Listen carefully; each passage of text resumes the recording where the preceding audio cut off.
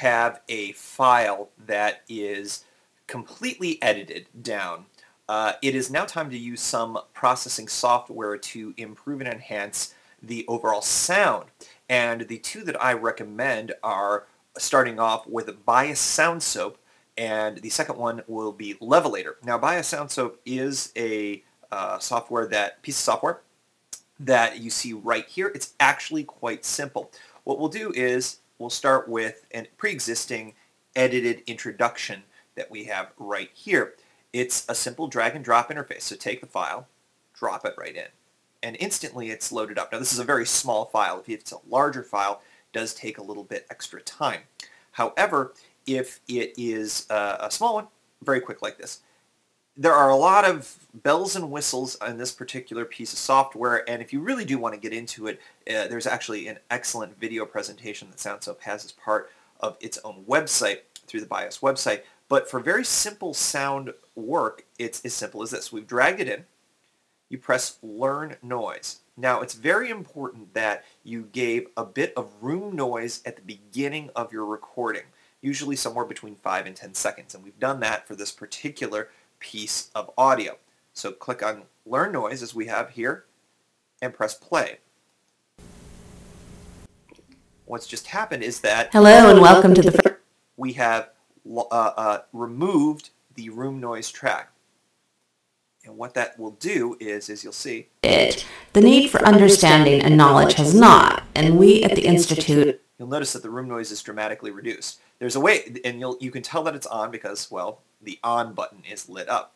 If you want to hear it without, you can press off. If you want to hear just the noise, which is actually kind of interesting, this is what's removed of in this particular track. Not a lot, because the initial recording was probably a very good recording. One thing that I do suggest is that, and there's no real science to this, there's no real huge technique, but back off the noise tuner and increase the noise reduction a little bit. That tends to give you the best bet. The automatic nature of this program does an excellent job, but I have found slightly better results if you turn the noise tuner. This makes it a little bit more sensitive in terms of what it removes, and this actually removes more of that noise that's there. And what we end up with differences between the United States and Europe.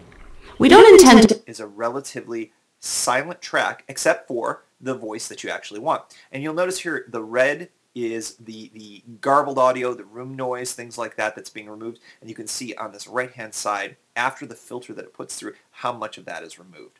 So if you pull this back a little bit and you pull this forward, you'll notice that there are changes in all of that. So let's start from the very beginning again. If you ever aren't satisfied with it, you can always start from the beginning, hit Learn Noise, and hit play. And that removes it. Hello and welcome to the first episode of the EU for You podcast. And that's it. Next step, hit Apply. This is it applying the filter as you go through. Again, this is only a few minutes long. Larger files will take longer. Also, it's dependent on how much RAM you have in your computer as well.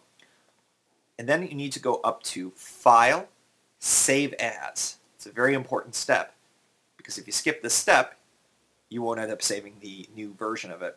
I usually end up suggesting that you refer to it as the same file name, but I type scrub next to it as if we scrubbed the ambient audio out, and hit Save. And here's that file. Notice from the progress bar, it's a pretty quick process for a short, small file like that. Next, what we do, and you don't always necessarily need to use this next step, but I often suggest it, especially if you have more than one speaker, and that is to use what's called Levelator. Now, Levelator is a free program, and I definitely recommend using this. This will even out the highs and lows, the loud and the soft, and it will make it a much more normalized, compressed signal.